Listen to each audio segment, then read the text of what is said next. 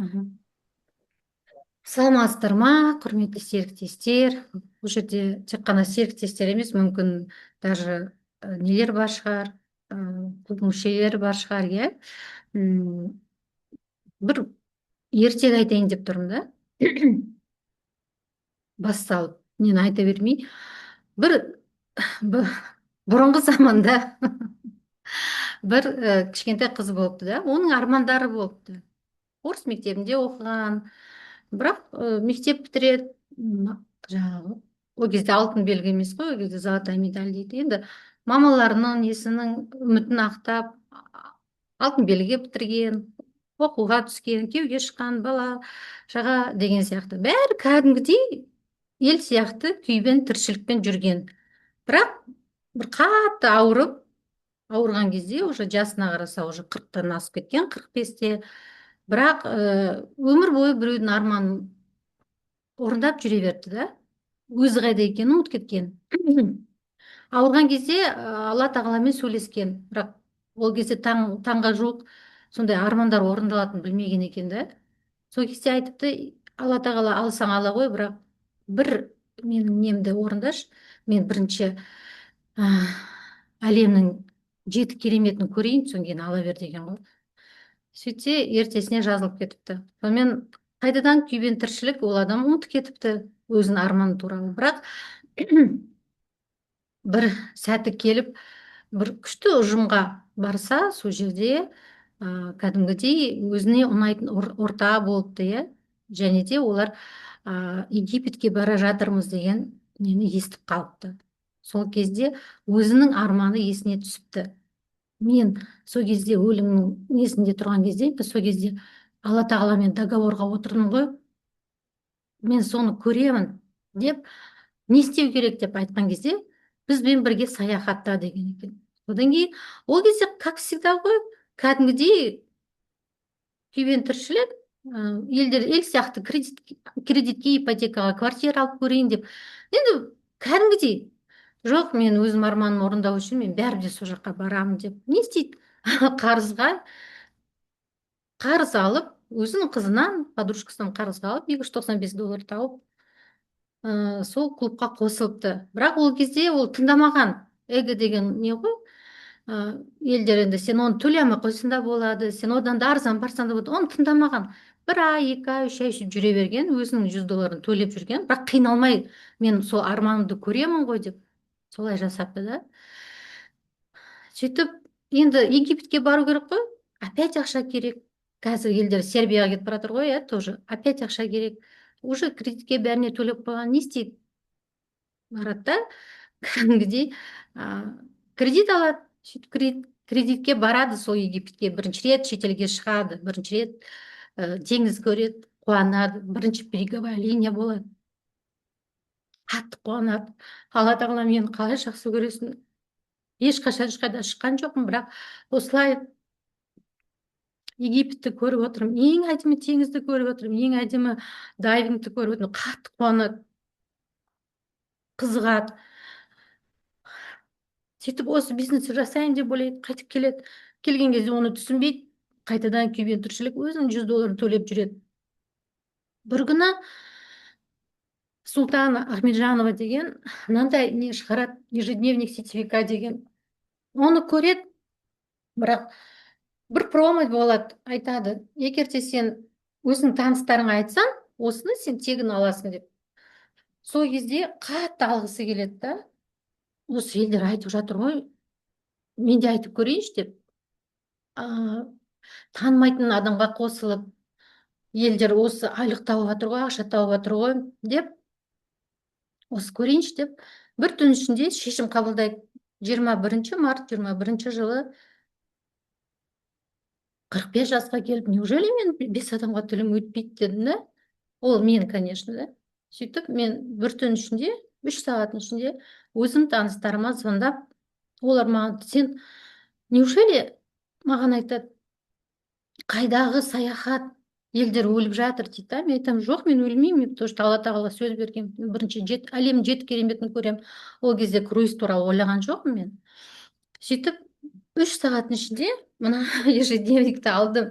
Егер де маған сол кезде Салтанат, пригласи 5 человек десе, эго деген ұрып тұр ғой ол кезде сен мұғалімсің, ол кезде лауазымың бар, иә, ол кезде енді пенде болғаннан кейін ұмытып кетесің ғой, иә, сен бүгін барсың, ертең жоқсың да. Бірақ сол қатты қатты соны өте армандағанмын да. Сөйтіп осы ежедневникті аламын деп мен кәдімгідей сертификат алдым. Бірақ мен ел сияқты, вот мен сертификат алдым деп, иә, міндетсінбей мен рахмет айтып, шүкіршілік айтып, осындай сертификат алдым деп, әйтеуір алла мені жақсы көретін, сол 5 адам маған қалай көмектесті. Әлі пандемия болып жатыр. Тағы басқа жағдайлар басынан өтіп жатты. Ол 5 адамға мен қараған жоқпын, бірақ 5 адам ішінде өзімнің қызым болды.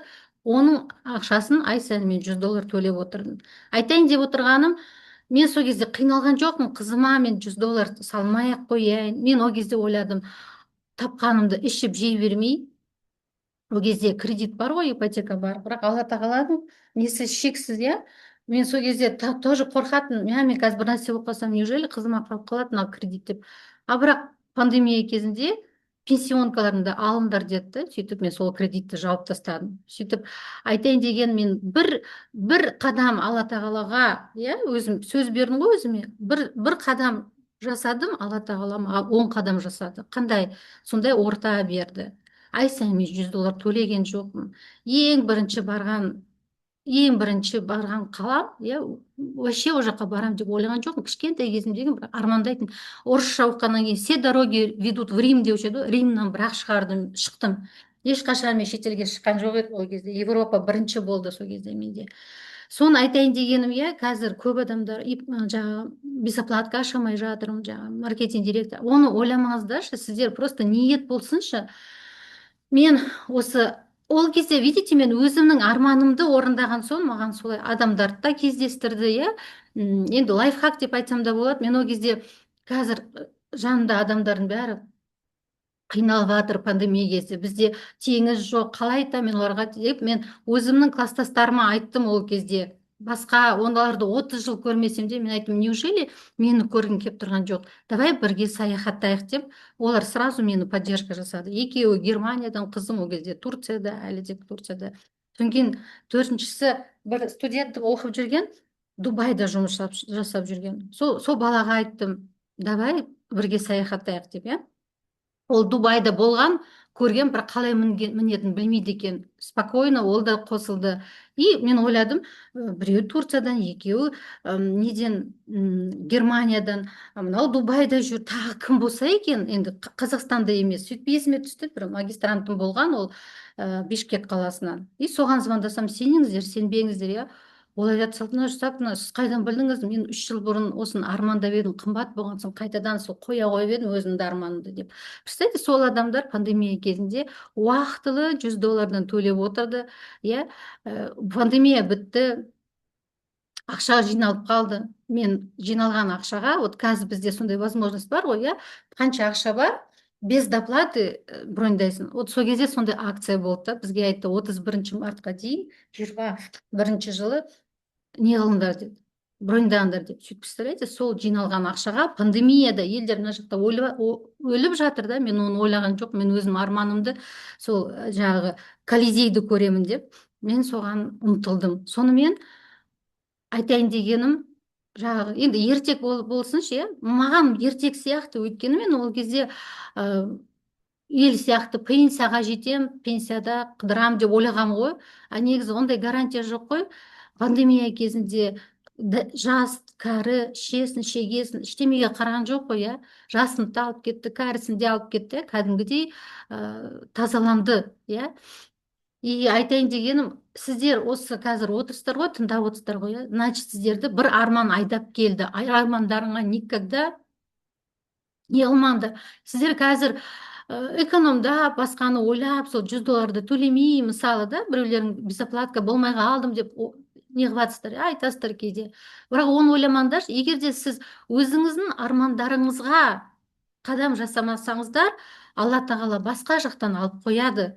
Машинаңызды біреу нечаянно қағып кетеді, болмаса бір жеріңіз ауырады, бір нәрсе там холодильнигіңіз бұзылып қалады, сол ақша бәрі де кетіп қалады. Сондықтан бүгінгі тақырып, иә, мен үшін өте андай бағалы, құнды, иә. Көбісі менсінбейді бұны. Жаңағы, ой, не ол $100, и ниет басқаша да. Мысалы, егер де сол кезде, пандемия кезінде сол адамдардың уақытылы төлемеген кезде мен, наверное, клубтан шығып кететін едім. Менің о кезде ниетім дұрыс болды ғой. Соларды мен одноклассниктерімді көрсем екен деп. Ол адамдар әлі бар, өзінің $100 төлеп, өздері отбасымен қыдырып жүр. Бірақ Германиядағы каникулмен біз сәйкес келмей қалады да, әлі кездескен жоқпыз. Бірақ айтайын дегенім, сол кездегі ниетім, иә, мені осы қазір осындай неге жеткізді. Тек қана тегін саяхат емес қой бұл жерде, тек қана ақша табу емес қой бұл жерде. Орта өсес өнес, бүйтіп сайрап қазақша сөйлей алмайтын мен ол кезде. Осы жобаны да Ләззат екеуміз ашқан кезде, Ләззат, мен саған қарап қазақша сөздерді, тіл байлығымды байытайын деп, сол өткенде слайдтарды көбейтіп жіберіппін, слишком деп слайдтарды алып тастап айтып отырмын. Кәдімгідей сіздерде жаңағы безоплатка ашу үшін күніге маркетинг планды оқу қажет емес. Жүрекпен айтсаңыздар, ол адам түсінеді. Ол адамның арманын табу керек. Просто отырыс қойып. А егер де сіз ол жұмыс жасап жатқан кезде, жұмыс орнына барсаңыз, өз жұмыстан шаршап, қарны ашып тұрған кезде оны жүр екеуміз, мен күшті ақпарат беремін десеңіз, ол адам ол өзінің ақтарылып арманын айтпайды. А мен қалай не қылдым?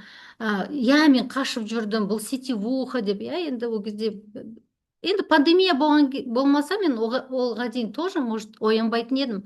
Әйтеуір бір сынақ келіп, сол сынақтың арқасында осы мен клубта болып отырмын. Мен неге ол кезде мен жүрегім ашылды? Өйткені ол кезде ол ресторанда кәдімгі тревел ужин дейді, тревел ужин болсын, корпоратив болсын, жан жағымызда бәрі жабық, ал ол жерде бәрі әдемі болып жүр.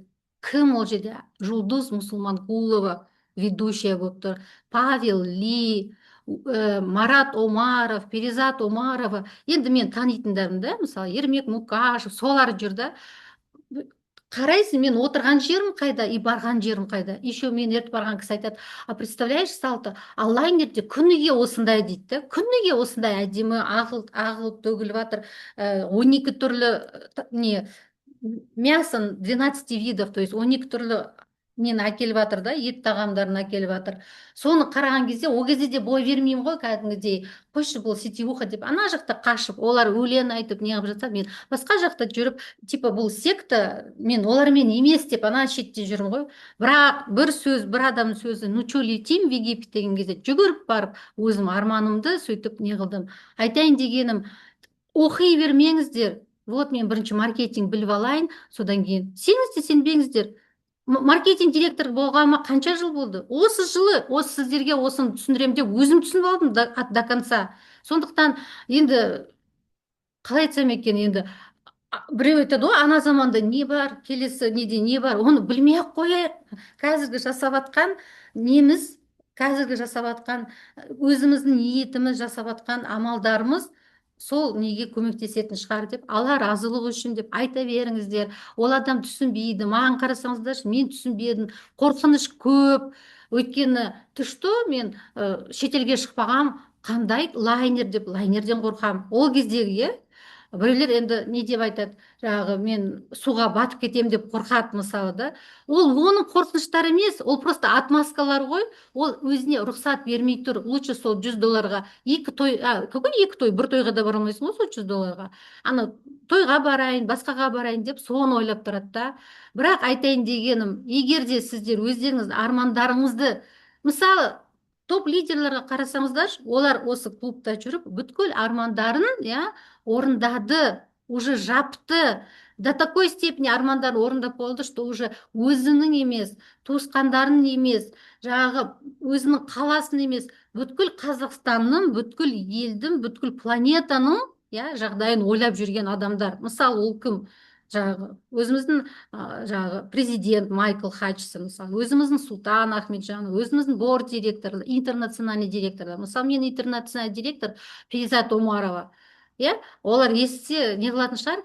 Бірақ Перизат Омарова мен Марат Омаров кеткен кезде олар күйбен тіршілік деп шаршап кетті да, кішкене Америкаға барып, иә, кішкене болса да өзіміз үшін өмір сүрейік деп қызын желеулетіп барды. Бірақ Америкада олар құр жүрген жоқ. Опять сол жақтағы қазақтар келсе күтіп алып, сол жақтағы қазақтар жұмыссыз болса соларға көмектесіп, потому что олардың несі сондай да, жүректері ашық. А негізі олар кетіп жатқан кезде хотя бы өзіміз үшін өмір сүрейік деп кеткен ғой. Бірақ бүткіл қазақтың несін и алла тағала беріп жатыр, иә. Сондықтан бүгін слайдсыз айтқым келіп тұр. Айтайын деген оқи бермеңіздер. Мен мысалы ештеме білмеймін, маркетинг білмеймін, маркетинг аштым. Безоплатка не екенін білмей, просто мына ежедневникті аламын деп, ол кезде бұл ежедневниктің бағасы 6-7 мың теңге шығар, иә? Мен осыны алам деп, кездейсоқ безоплатка аштым. Потому что ол кезде 5 адам не қылу керек. Потому что адам 295-ге қосылсын, 200-ге қосылсын, ол $100 деп есептелінетін. А қазір рахат қой, үш не классик шақыршы, сенде товарооборот 500 емес, 600. А ол кезде мынаны не қылу үшін, просто безоплатка үшін 5-еу. Бір айдың жаңағы қосылдың, айдың соңына дейін сен не айдың соңына дейін, мысалы мен қосылдым, точно помню, 18 декабрь қосылдым да, келесі 18 январға дейін, егер де мен, иә, жаңағы эгомды алып тастап, маған айтты ғой, мені шақырған кісі айтты, Салтанат, сен бұны төлемей ақ қойсаң да болады. А мен андай біреуге айтуға ұялып тұрмын, не жерім жібермей тұр, жалынғым келіп тұрған жоқ, мен сөйтіп ойлап тұрмын ол кезде. А бірақ ежедневник алатын кезде заказ берем, келмейді. Содан кейін сұрадым, бұны қалай алуға болады дедім. Неге сен оны заказ беріп алсың дейді. А оны қақтан көрем? Travel завтрак болады, Рита Давыноваға бір консультацияға барсам, осы ежедневник тұрады да, енді ойлайсың, ана топ лидерде болса, менде де болсыншы деп. Просто мен осыны алам деп. Легче было, конечно, оны сатып ала салуға, бірақ өзіме сондай бір не қойдым да, не үшін өмір сүріп жүрмін? 5 адамға тілім өтпесе, 45 жастан астым. Не үшін өмір сүріп жүрмін дедім, шын айтам. И елдер бір ай созылып жүреді, бір жыл созылып жүреді, несчастный 5 адам таба алмай, мысалы, да? А мен мынаны алдым да, мен емеспін. Просто надо разозлиться, қатты ашуландым, мен емеспін. Неужели мен осындай жасқа келіп 5 адамға тілім өтпейді? Елдің бәрі ұйықтап жатыр, иә, түнгі сағат 1-2. Рахмет айтамын. Осы жерде отырса да отырмаса да Гүлмира Абилхаирова деген сол кезде сеньор маркетинг директорға звондадым. Мен Германиядағы адамдар ақша төлейін десе, ол кезде Каспи не то болды ма, ақша түспей жатыр. Содан кейін ол айтты, менің күйеуімде бар, өзі сондай карта бар деді да, сол картаға сала беріңдер, әйтеуір ертең әйтеуір бір есептесеміз деді. Сөйтіп сол картамен не қылып, таңертең оянған кезде мен даже білмеймін, уже жаңағы опять андай сертификат жасап, мені прям не қылып құрметтеп, мен не істегенімді өзім де білмеймін, шыны керек. Сөйтіп бәрі сұрап отыр, сен қалай аштың деп. Сол кезде ана бір кішкентай сценада шығып айттым, мен осылай айттым, мен сендерге келгім келеді, сен маған көмектесші мен деп айттым. Мен сендерге неге келгім келіп тұр, Германия 30 жыл болып көрмегеніме, мен маған көмектесіңдерші деп айттым деп едім. Сол кезде Перизат Омарова айтты, көрдіңдер ма, Салтанат ол не істеді, ол көмек сұрады дейді да. А біз кейде көмек сұрауға ұяламыз ғой. Мен оларға айтып тұрмын, мен сендерді сағындым, мен сендерді көргім келіп тұр. Мен сөйтіп круизбен келмесем, соны желеулетіп келмесем, специально мен бара алмаймын. Давайте бірге саяхаттайық деп айттым да. Соны айтайын деп тұрғаным, әйтеуір өздерің жүректеріңізді тыңдаңыздаршы. Жаңағы біздің сабақтар керек, бірақ кейде біз слишком, мен негізі слайдтарымда толып тұр, мынандай нелерімде толып тұр, бәрін дайындап қойғам. Бірақ бүгін мен оны айтпай қояйын дедім да, бәрі тұр менің алдымда. Слайдтарым да дайын. Просто сіздер тек қана ақшаны ойлай бермей, мен ол кезде ақшаны ойлаған жоқпын. Алла тағала сізге сол керек адамдарды и кетпейтін адамдарды жібереді. Даже сіздер просто есептеп көріңіздерші, айына сіздер $100 төлемесеңіздер, мынаны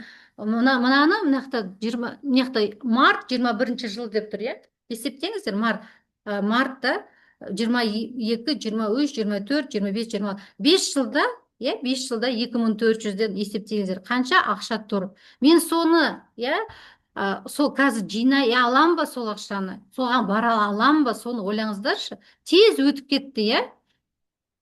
Слайдтарым дайын, просто айтайын дегенім ғой. Негізі бізде көп табыс бар. Табысты алатын алдын ала біз бірінші өзіміздің міндеттемелерімізді біліп алу керекпіз, иә. Міндеттемелерді біліп қол қойғаннан кейін ғана біз жаңағы қандай табыс және қандай сый ақы ала алатынымызды білу керекпіз. Сол бес түрлі табыстың, иә, табысты мен сол кезде безоплатно ашқан кезде көрдім. Ол бес адам тіркеген кезде, сол кезде білесіздер ғой, $20, $30, ол кезде сондай етін. Жаңағы 295-ке тіркесең, жаңағы $50 аласың, жаңағы $100 не қылсаң ештеме алмайсың. Ол кезде сондай етін, представляете? Вот. Сөйтіп мен қосамын деп өзімнің жаңағы кеткен шығынымды ақтап алдым. Бірақ мен ол кезде шығынымды ақтап алам деп ойлаған жоқпын. Мен сол одноклассниктерімді көремін, өзімнің арманымды орындаймын, әлемнің жеті кереметін көремін деп, сол арманы маған қазір көмектесті. Енді қараңыздар, бұл деген жаңағы бұл деген қараңыз, осындай сертификат, иә, бізде де сондай бар.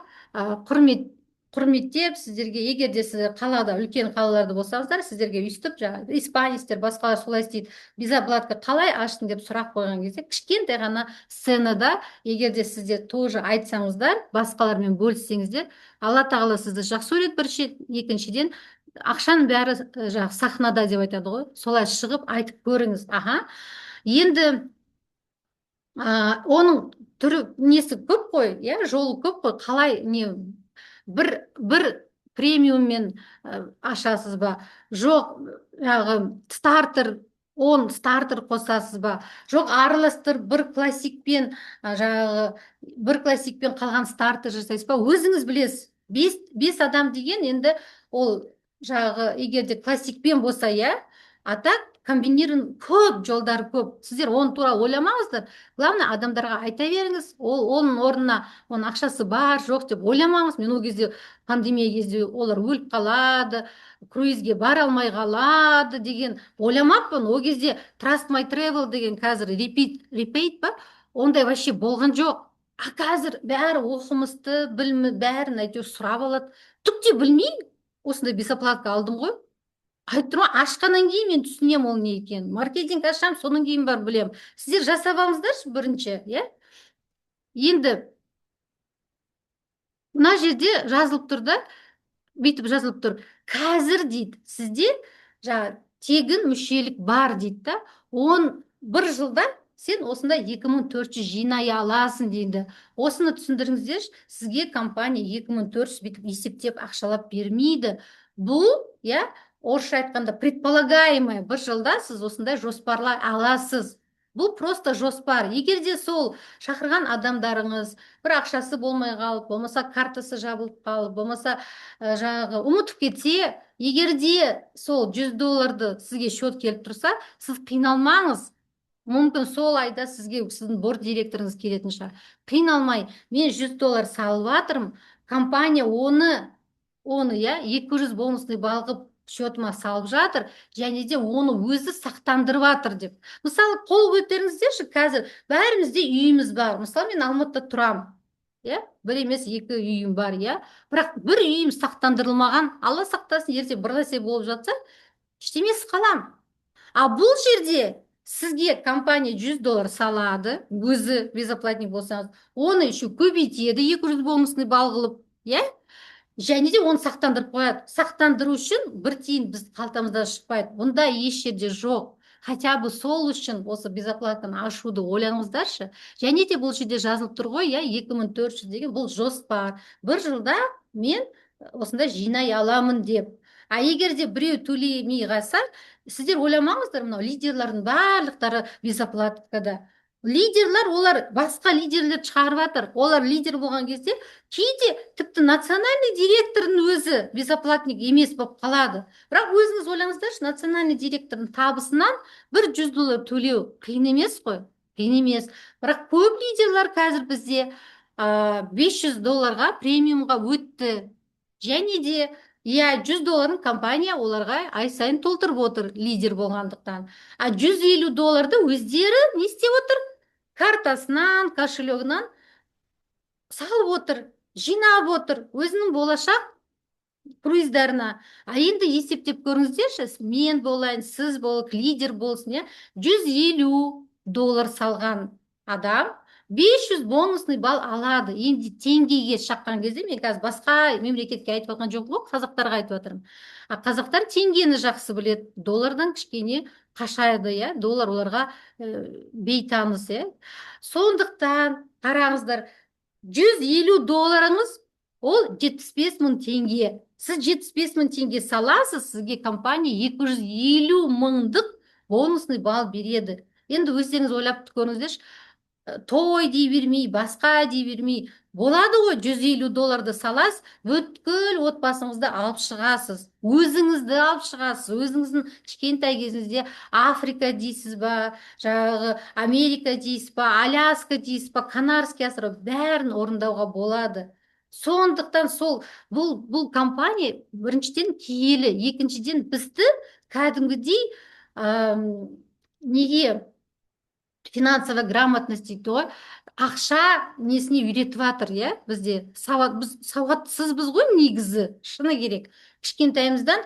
Енді оның несі де көбісі не бар, енді мотивация болмасын, біз ойлап отырық, үкімет пен партия береді, әке шешем береді, там күйеуім береді, бала шағам кейін асырайды, ақ тас көк тас қояды деген сияқты. Неге? Өйткені біз кішкентай кезімізде қандай мультфильм көрдік, қандай ертек тыңдадық. Алдар көсе, ол байларды не қылған, иә? Шық бермес Шығайбай деген сондай мультик көрдік.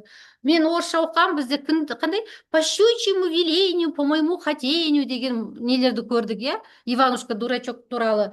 То есть бізге әйтеуір іштеме, самолет вертолетпен келеді, іштеме, волшебная палочка болады. Біз сонымен өскенбіз. Сондықтан біз ойлаймыз, бүйтіп үкімет пен партияға аузымызды ашып пенсияға шықсам екен деп.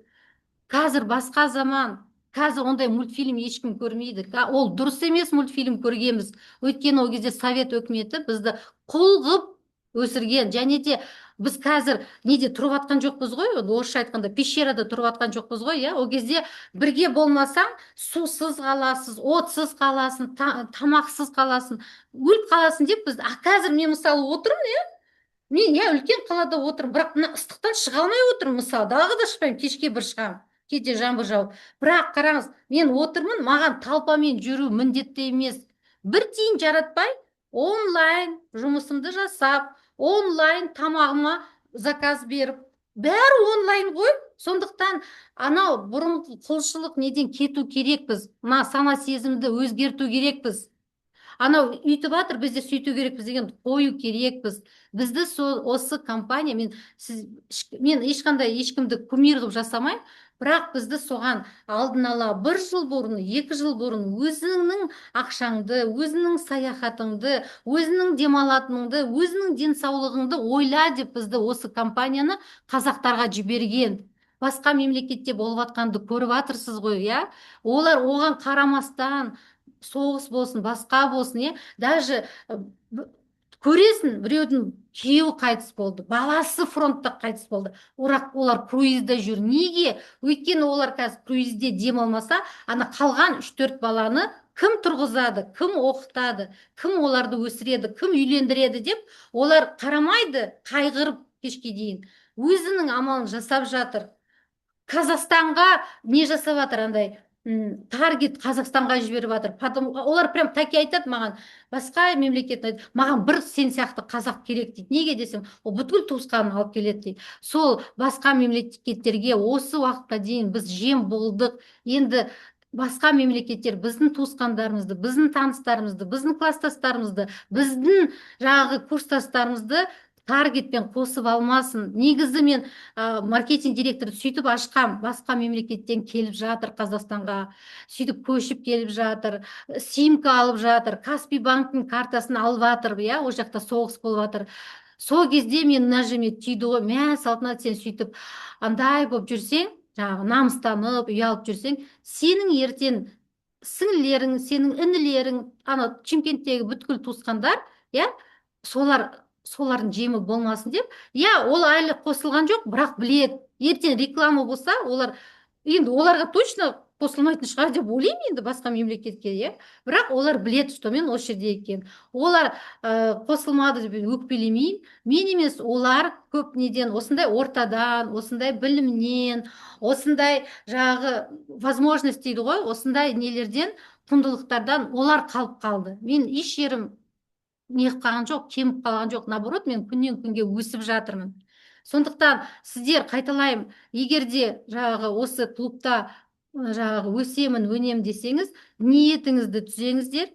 Бұл жерде тек қана ақша табу емес, бұл жерде көрдіңіз ба, мен бірінші аштым, содан кейін бағасын түсіндім. Аштым маркетингді, содан кейін барып үйрендім, иә. Мен бірінші бәрін біліп алайын, а потом біз айтпаймыз ғой алла тағала, мен ана о дүниеде не көремін деп сұрамаймыз ғой алла тағалаға, иә. Әйтеуір қазір амалдарымыз жасап жатыр.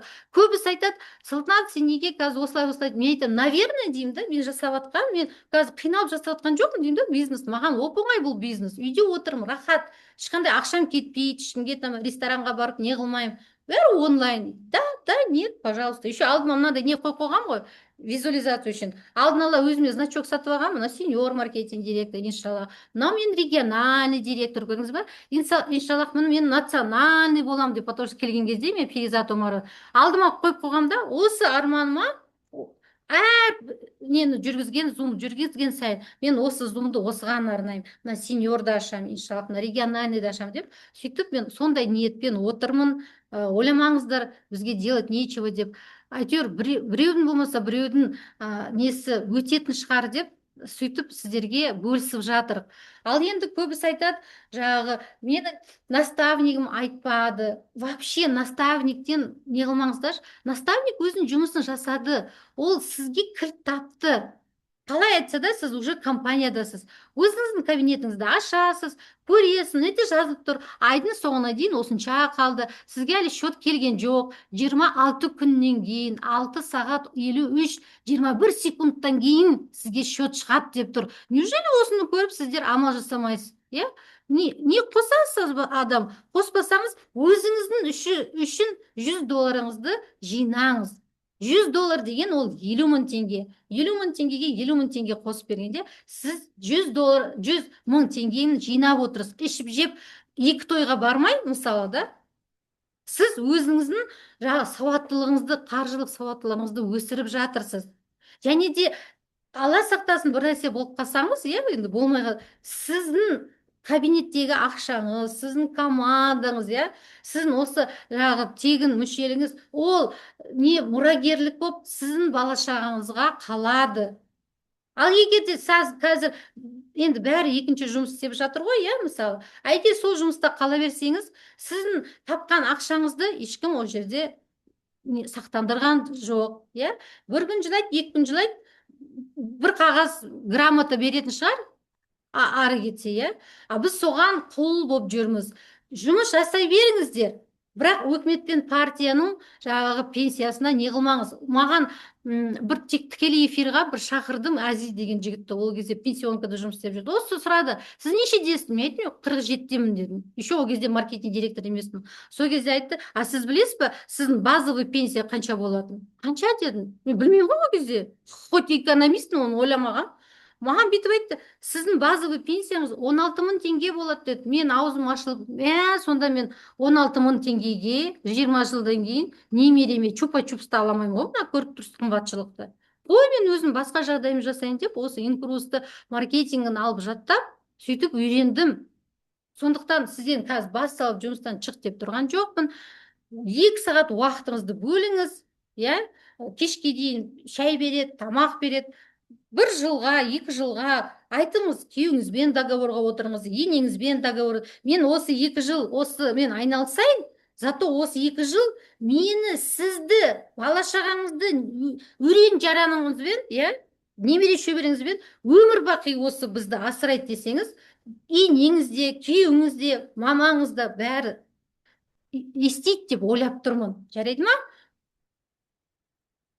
Енді бұл әшейін не сияқты ғой, енді ұмытпаймыз, иә, біз шақырған кезде осы клубта үш түрі бар екенін ұмытпаймыз. Көбісі тек премиумды айтады, болмаса тек жаңағы классикті айтады. Сіздер оның орнына не қылмаңыздар, иә? Оның орнына шешім қабылдамаңыз. Мүмкін ол қазір 50-ге кіріп, иә, $50 кіріп, сразу премиумға не қылатын шығар. Қазір ол көргісі келіп тұр. Действительно сондай компанияда, может, $50 кіріп, может, ол Сербияға барып көргісі келіп тұрған шығар. Шынымен сондай керемет не ма? Соны көрейін, сондай не ма деп присмотреться, да, как дегустация дейді ғой.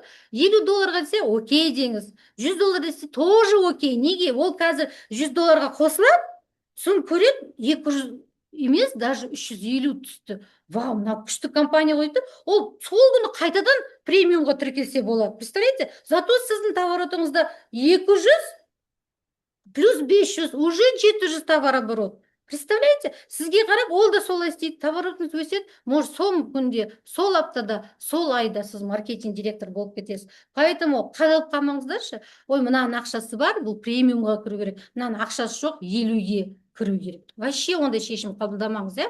Главное, айта беріңіз, 3 түрі бар. Сен жай саяхатшы болсаң да болады, сен жай не болсаң да болады, иә? Жаңағы партнер. $95 тіркей беріңіз. Мүмкін ол тіркейді біреуді, и өзі кетіп қалады. Зато шақырған адамдар сізде қалады ғой. Есіп болады сонда. Оны да ойлаңыз, иә. Тек қана 295, тек қана 595 деп ойламаңыз, ойбай, қазір промо болып жатыр деп. Біз соны біреудің орнынан шешім қабылдап, иә, сөйтіп адамдарымызды жоғалтамыз. Просто ниетіңіз, ол қалай лайнерде тұр, қалай сізге сәлемдеме айтып жатыр, қалай оның немере шөберелері, иә, рахмет айтып жатқан, соны көзіңізге елестетсеңіз, ол адам сіздің энергияңызды, сіздің ниетіңізді бәрі де ол сезеді да, телефонмен сезеді, зуммен сезеді, қасында отырып сезеді, и болады, иншалла. Соны айтайын деп отқаным. А то көбісі жаңағы бір-ақ түрін айтады да, сен 295-ке қосыласың, а басқа түрін айтпайды. Адам деген қандай, сәл болмайтын нәрсеге өкпелеп қалады. Өкпелегішпіз. 40-тан асқан бәрі өкпелегіш. Ол статистика. Жастар, олар жастар. А вот біз сондаймыз. Сондықтан шындықты айту керек. Вот мен әлі білмеймін бұл компанияны, бірақ давай екеуміз бірге осыны білейік, бірге өсейік, бірге дамайық. Болмаса, кімге біз айта аламыз? Тіліміз кімге өтеді? Қасымызда жүрген өзіміздің сіңліміз, өзіміздің кластасымыз, күніге жұмыста шай ішіп обедтенетін өзіміздің нелеріміз, иә, әріптестеріміз. Кімге тіліңіз өтеді? Баттырып кішкене айтатындай, кішкене тигізетіндей, иә, сол адамға айтыңыз. А уже жаңағы мынаны аштыңыз ба, жаңағы безоплатка аштыңыз ба, ары қарай маркетинг директор, уже маркетинг директордан уже сол адамдарына айтасыз. Тіпті таппасаңыз, мен қазір бір лайфхак айтайыншы, мен не істейді дейсіз ба? Кейде Инстаграм көреміз ғой, біреудің жаңағы бір жерде андай семинар болып жатыр, бір жерде тағы бірдеме онлайн прямой эфир болады. Сол жерде адамдар жаңағы не жазады ғой, комментарий, сол ұнаған адамды ашамын да, и соған тіркелемін, бірінші запрос жіберемін. Содан кейін ол маған тоже подписка жасаған кезде соның статустарын қараймын да, и статустарына кішкене не жасаймын, андай комментарий жасаймын, жаңағы комплимент жасаймын. Солай жасап жатырмын. Потому что ондай онлайн обучение өзгерем деген адамдар отырады ғой. Өзгермейтін адамдар олар ашпайды, ондайды оқымайды. И мен сол адамдарды сол жерден іздеймін. И қай жерден? Желательно басқа мемлекеттен. Өйткені енді Қазақстанда айтатын адамға айттым деп ойлаймын, бірақ статусқа қоя беріңіздер. Окей? Вот осы қайталап жіберейін. Сізде жаңағы осындай безоплатник болу үшін сізде 3 түрі бар. Не бірінші айда сіз бір премиум тіркейсіз, 500 или 595-ке.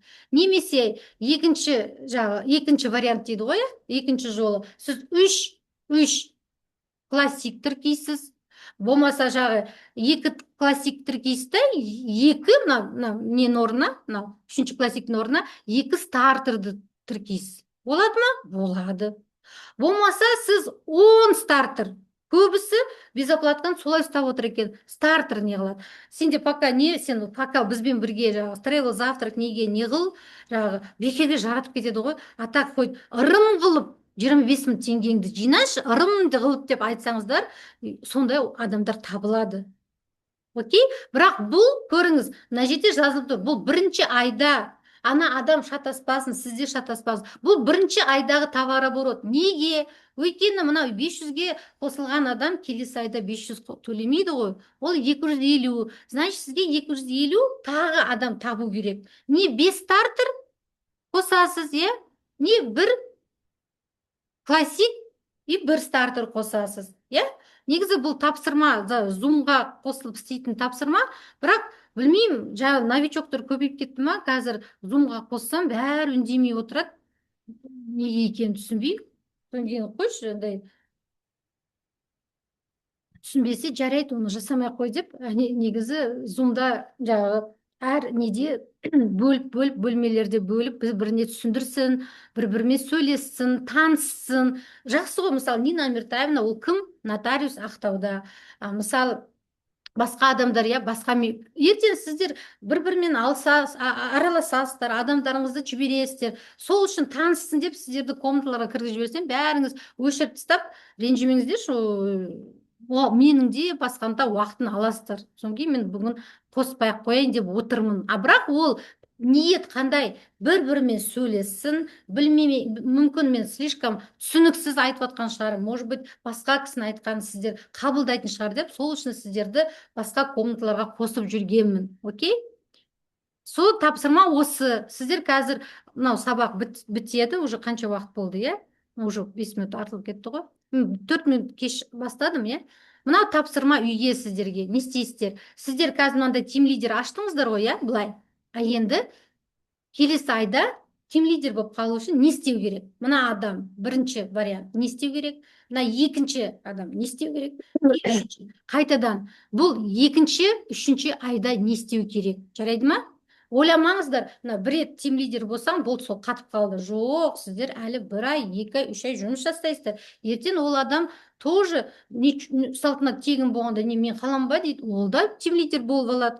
Сондықтан сіздер біреу үшін емес, өзіңіз үшін ай сайын бір адаммен не қылып отырсаңыздар, бір адаммен бөлісіп отырсаңыздар, ертең нечаянно, амбассадор, роял амбассадор болып кетуіңізде әбден мүмкін.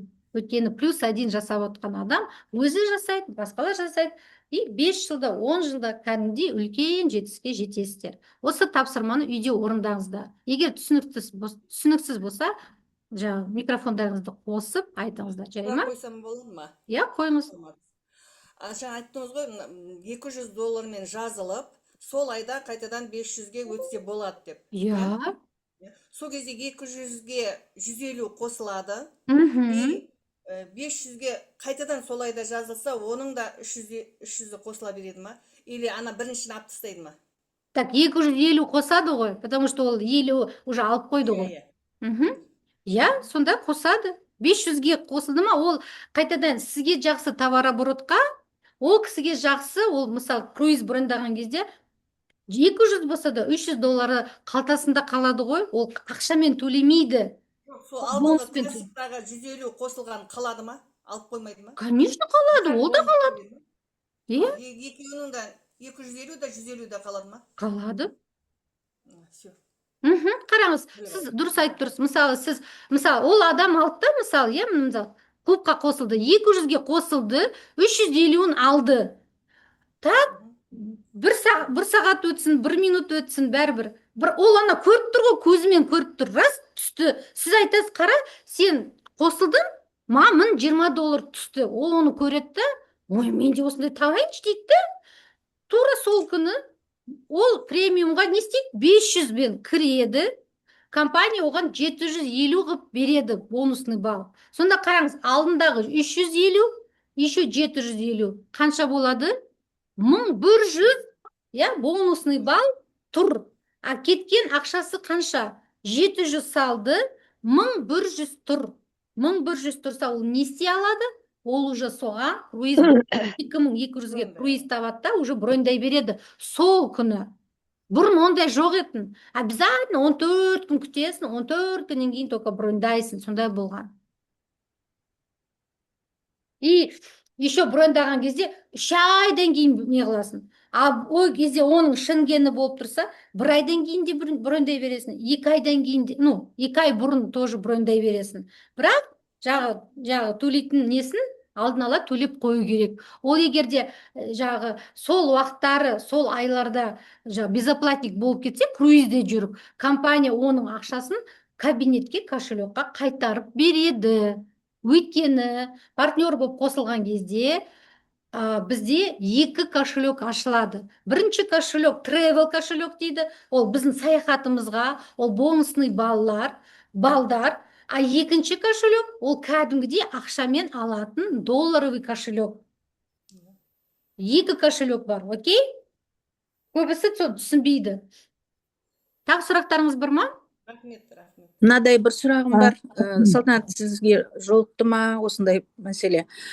Менің бір адамым ақшасын жинап отыр классикпен. Енді брон жасау керек болып тұр.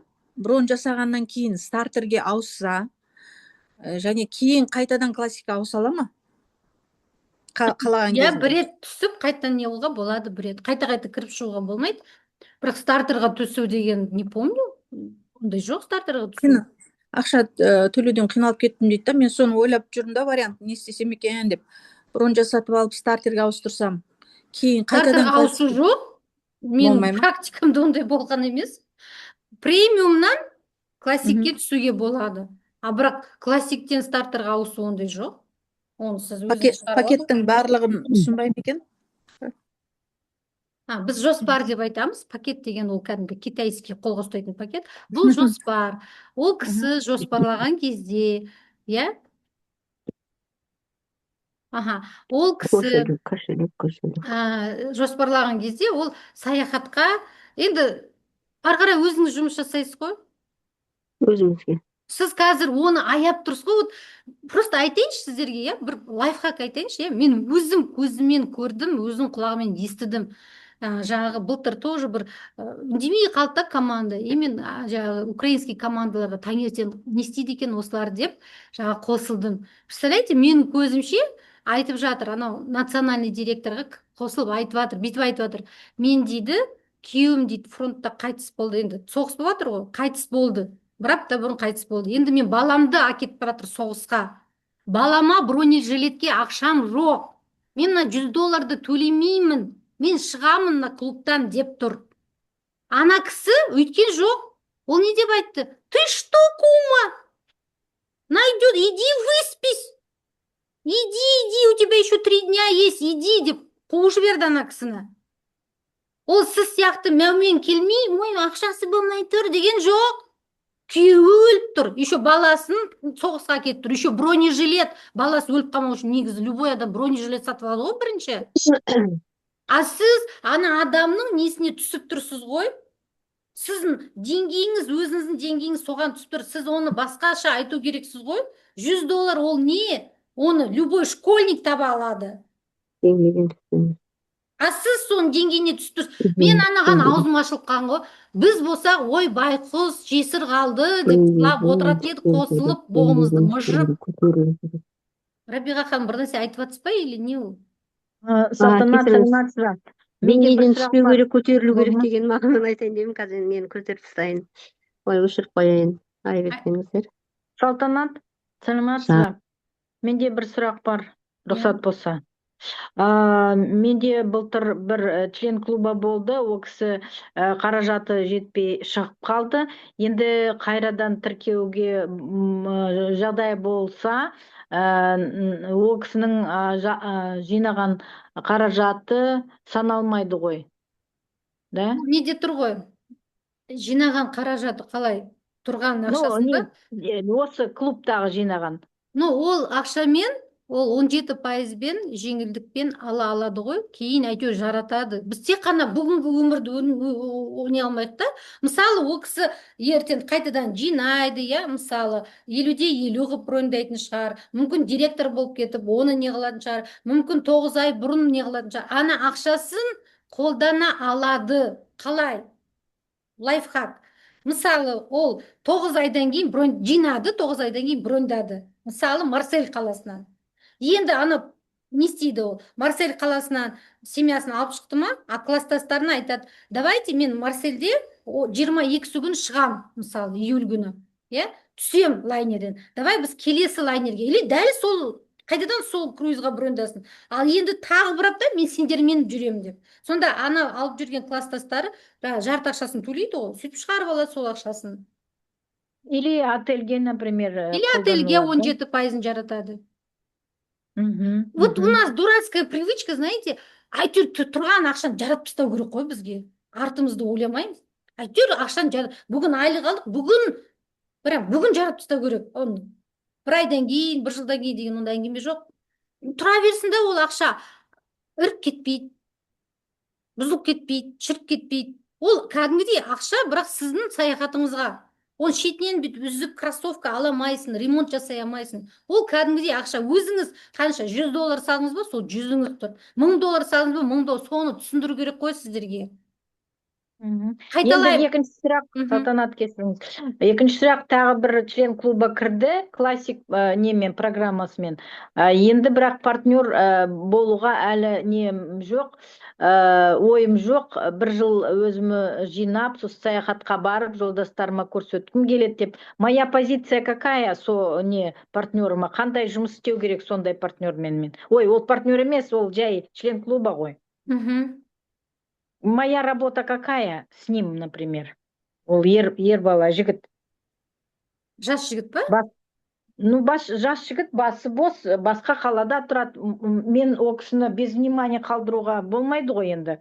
Сіздерде Қандай жұмыс істеу керек? қазір көп нелер барады ғой, мысалы, жас жігіттер жаңағы қызына там Парижде, лайнерде сөз салып, сол жерде не қылып жатыр. Свадебное путешествие, пожалуйста. Мысалы, бізде өзіміздің параллельный команда сондай болған. Ана жігіт үйленген кезде айтқан ғой, мен қазір сені свадебное путешествиеға апара алмай жатырмын, бірақ жағы байып кеткен кезде апарам деген ғой. И менің жағы бадиім бар, Сая деген, ол бірге мектепте жұмыс жасайды. Соны естіп алған, әйелімен жұмыс жасайды ғой, тоже мектепте мұғалім. И айтқан ғой, давай сен сөз бердің ғой, саған алтындай қыз бөпе саған туып берді, давай апар деп. И ол сразу апарды. Еще ана кішкентай қызын тұсауын Алпамыс Шаримов, Лестница, Сваровский, Белиссима деген жерде ең бірінші тұсау кесу соларда болды. Соны пример келтіріңіз.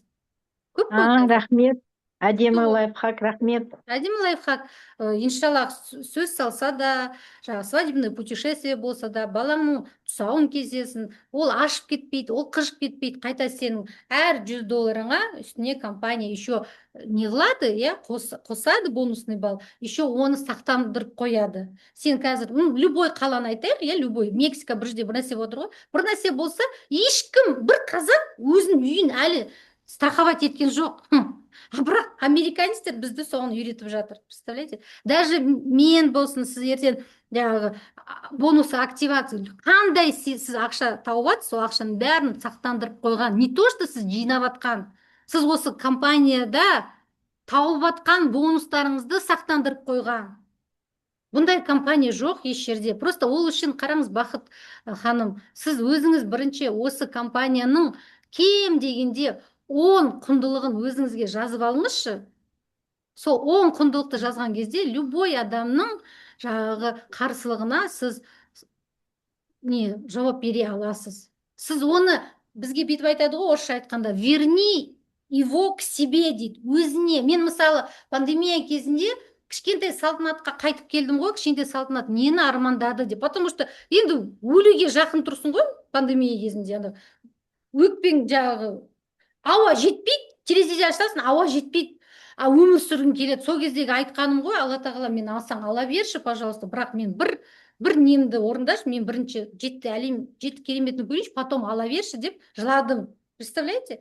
Ол кезде мен білмеймін ғой, таңға жуық. Қазір ғой оны айтып жатқан жағы магия утро деп, сол кезде жағы таң намазы деп, таң намазына тұрамыз ғой бәріміз. Ол кезде мен оны ештеме білмеймін, білім жоқ. Бірақ умная кандидат экономических наук университетте бастықпын. Бірақ қазіргі өмірмен... Сіздің клубқа кіру тарихыңыз маған өз жүрегіме кіріп отыр. Сондықтан өте қуаныштымын сізбен танысқаныма. Көп рахмет. Вот сондай болдым мен, шын айтам. Ештемені мен енді ақылдымын ғой, бәрін білемін ғой, понимаете? А что мен бір жұмысқа барып жүрмін, қайтып бір әшейін, а қазір маған вот сіз сеніңіз сенбеңіз, айтайын десем, сіздер андай ойлайсыздар жаңағы не қылып тұр деп, иә. Бірақ мен үшін қандай құндылық? Мен айтамын да, мейлі басқалар джиппен жүре берсін, мейлі қазір виллада тұрып жатсын, зато менде қазір қандай құндылық, иә?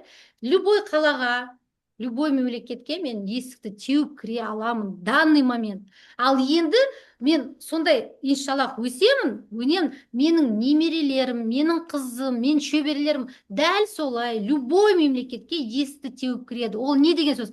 Любой қалада, любой мемлекетте менде кім бар? Таныстарым бар. Бақыт сияқты, Жамал сияқты.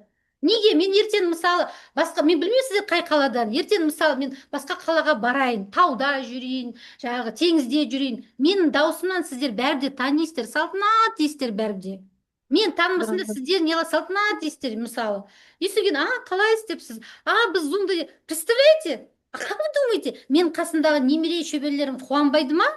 Им же будет приятно, какая у меня бабушка, да, известная, знаменитая. Даже мына қалада неғып тұр. Біздің круизерлар, мысалы, иә, лидерларды көбісі таниды. Аэропортта, очередьте тұрған кезде, дейді, өздерінің балаларын тұрғызып жібереді, балалар тұрыңдар, мына кісінің немерелері тамақтанып алсын деп, солар немерелерін отырғызып қояды. Как вы думаете, ана кісі, лидер кісі, төбесі көкке жетеді ғой? Мен бекерге жүрген жоқ шығармын. Мына немерелерімді, өз немерелерін тұрғызып жіберіп, мен немерелерімді отырғызып, міне шай ішіп, адам сияқты шай ішіп алды дейді. Вот соны ойласаңыздаршы, сіздер ана $100 төлеймін деген емес, қанша адаммен танысасыздар, қанша адамдармен соның, мысалы, бүгін мен өзім өмір баянымда айттым, негізі бұл жерде мотивация болмау керек еді, бірақ бүгін осылай айтқым келді. А то мен как мұғалім жаңағы слайдтарды ашамын да, өзім 40 минут өткіземін да түкістеп шығып кетемін. Мен университетте мұғалім болдым, опять соны істеп жатырмын ба деп кішкене мына жеріме сана сезіме жетті да, айтып көрейін, мүмкін біреуге өтер осы деп. Бүгін солай айтқым келді. Әйтпесе Аллаға шүкір жетеді, иә, құралдар, неше түрлі құралдар. Бірақ мен үшін осы құрал болды. Мысалы, менде бір адамдарым кет қалды, иә, әртүрлі жағдайым кет қалды. А мен әр круизға барған кезде өзімен бірге осыны алып аламын. И келген кезде соларға таратам, жұғысты болсын деп. Портмонесіне салып жүр ғой. Инкрустан шығып кетті, бірақ мынаны портмонеде алып жүр. Потому что ол өзінің арманын орындағысы келеді. Представляете, мынау, неге барасың ғой? Сол кезде мынандай карточка бар ғой, неге каютаға кіретін. Вот представляете, барған кезде сондай өздеріңіз тоже не керемет сыйлық болмаса да, осындай журналдар, сол жерде программаларды алып келіңіз. Олар ұстап, көріп, мен де осындай не аламын деп ниет жасаса, иншаллах, олар да сол лайнерге барған кезде. Бірақ мен білем, ол адамдарды қайтып келеді. Просто маған көмектескен айтып тұрмын ғой, до такой степени мен ниетім дұрыс болды. Пандемия кезінде ана адамдар маған сеніп $100 төлеп отырды. Бір шетінен, екінші шетінен, хорошо, что олар Германияда. Германияда қандай дейсіздер ма? Біздің Каспий емес. Біздің Каспий деген, халық деген, ол қандай карта? Ол дебетовый карта. Ішіне ақша салсаң ұстайды, жаңағы $100 төленеді, салмасаң не қылмайды. Америкада, Европада олардың карталарының бәрі кредитовый. Кредитовый деген ішінде ақша жоқ болса да, банк өзі тікс $100 салып береді. Ішінде 0 болып тұрса да, банк $100 тікс деп Каспийдің несіне тіркеп қойса, чүкс деп алып отырады. Оны кредитовый карта дейді. Потому что ол картаға ол бәрі де айлық алады ғой, пособие алады, бәрі де түседі. Банк соны біледі да, ақшасы болмай тұрса да, клиенттің орнына өзі ақшаны инкрустқа салып жібереді. Сіздерге сол үшін қылқылдап жатыр. Қазақстанға жабысып қалмай, басқа мемлекеттерге шықсаңыздаршы деген. Окей? Рахмет. Тағы сұрақтарыңыз бар ма? Уже 1 сағат болып сөйлеп отқаныма. Салтанат ханым, Иә. сәлеметсіз бе, қалыңыз көп күшті мотивация беріп жатсыз, рахмет көп сізге. Салтанат ханым, менде бір партнерлар бар да, олар алдында кірген, сонымен жаңағы жағдай болмай төлей алмай қалды да, сол жол жүріп ұмытып кетіп. Енді қайтып кірді, но алдыңдағы паролін білмейді, ішіндегіні қалай істетсек болады, алдындағы салған ақшасын. Алдында олар сол салды ғой тоже. Қайтадан не қылатын кезде компания қайтадан сол кабинетті ашып береді. Басқа кабинет аша алмайсыз, потому что Даурбекова Салтанат Жасузаковна біреу-ақ. жоқ анау жаңа электронный почтасы сол да, бірақ паролін ұмытып қалған. Енді забыл пароль десе болды ғой, забыл пароль десе почтасына келеді, почтасына барады да любой пароль қоя салады, болды. Алдыңғы ақшасы, алдыңға салған ақшаларын. Қайталаймын, ол кісі Ақшаны қайда парольді тұрғанын не таба алмай помнит, Бірінші кіргендегі ақшасын. Да, incruise.com дейді да, кірген кезде почтасын біледі ғой, почтасын жазады, а пароль не помнит. Астында мелко написано, забыл пароль. Соны басқан кезде оны почтаға жібереді, өзінің электронный почтасында келеді, изменить пароль деп. Соны өзгертеді да, өзінің кабинетіне кіреді да, бұрынғы жинаған ақшасы көрінеді. Қайтадан қосылса, ана базовый счет деп айталады. Неактивный емес, голубая карта емес. Оның аты қазір базовый счет та, алдындағы жинаған ақшасы тура сол ақша тұрады. 200 таса 200 тұрады, 500 таса 500 тұрады. 500-ге кірген ғой, 500-ге кіріп 200 рет салған ба? Сол 500 тұр, сол 500 тұрады базовыйда. Қайтадан қосылатын болса, активный счетқа келеді. 750 болып келеді. Қайттан 500-ге несі, 750 болып келеді. Түсінікті ма? Ана ақшасы тұра береді. Ол ақшаны жарата беруге болады. Қалай? Броньдаған кезде, сіз бір нәрсе брондайсыз ғой, отель брондаңыз, круиз брондаңыз. Сол кезде сұрайды, қай счетта алайын ақшаны? Базовыйдан ба, активныйдан ба дейді. Сол базовыйдан 17% ала алады. Все. Когда өзі брондап атқан кезде, базовыйдан ба, активныйдан ба деп сұрайды, отельден. Все. Хорошо, потому что олар сол қазір саяхатқа шығайын деп жатыр да, сол ақшаларды сеткісі келіп жатыр да, алдындағы базовыйға кеткен ақшасын. Отельді, пожалуйста, базовыйдан. Ол бірінші, екінші әлі болған жоқ, бірақ неге біз Сербияға бару керекпіз, барайық деп атқанымыз. Сербияда үлкен жаңалықтар болайын деп жатыр. Компания бізді естиді. Иншаллах, мүмкін сондай болып қала. Рестарт деген, мысалы, кетіп қалған адамдар қазір ақшасы жоқ болып тұр, мысалы да, қайтадан не кіруге. Возможно, я не говорю точно, возможно, сол, 500 тұр ма, сол 500-бен, мысалы, қайтадан кіруге болатын шығар деген сыбыс болып жатыр. Рестарт деген сол, кетіп қалған картадан алып 200-ге, 500-ге бірінші айда сондай акция болу мүмкін. Сондықтан құлақтарыңызға алтын сырға. Қайтып келеді, ана кетіп қалған адамдарға не қылмай, негатив болмау үшін. Бірақ әлі ол болған жоқ. Оларға айтпаңыз, іштеріңізде неде тұрсын. Список жасап қойыңыздар, кабинетіңізді ашыңыздар, қанша адам кетіп қалды. Әртүрлі жағдаймен кетіп қалады. Мысалы, менде бар, 2 рет кірді, 2 рет шықты. 2 рет кірді, 2 рет шықты. Просто әлі сауаттылығы жоқ та. Ничего страшного. Мен ол сөйтіп кірді, шықты деп не қылмаймын ғой. Ол өзінің несі ғой. Бірақ ақшасы тұр. Кетіп қалған жоқ. Сол ақшаны бекерге жаратып тастайтын еді. Так тұр. Все, енді базовыйға де, базовыйдан, не активныйдан, а базовыйдан нетеміз да, онда бронировать етеміз, отель. Отельді де болады, круизді де 17%. Мысалы, $1000 тұратын болса отель, $170 базовыйдан аласыз, қалған былай төлейсіз. Все, хорошо, рахмет көп сізге. Зато сол ақшаны шығарып алады. Әлі өмір алда ғой. Просто біздің пока Қазақстанда болмай тұрды, ал егерде, білмеймін, ол басқа нәрсеге байланысты шығар. Самарқанд, Қырғызстан, жан-жағымызда можно броньдап сөйтіп жаратып тастауға? Привет, Айша. Осы Самарқанд, Ташкентте брондай берсе бола ма? Конечно, Бұрын Отель. Қазақстанда да болған, бірақ білмеймін, Ресеймен болып жатқан неге байланысты деп ойлаймын. Пока отельдер болмай тұр. Негізі Қазақстанның Риксасы болған. Что-то жоқ солар, жоқ Риксас, жоқ. Временно. Жағдайға байланысты, Ресеймен не байланысты сондай болып тұр. Сіздер көріп тұрсыздар ғой, біздің даже интернет, сотовый связь кішкене қуады. Потому что біз 7 деп тұрған санда отырмыз ғой, представьте себе.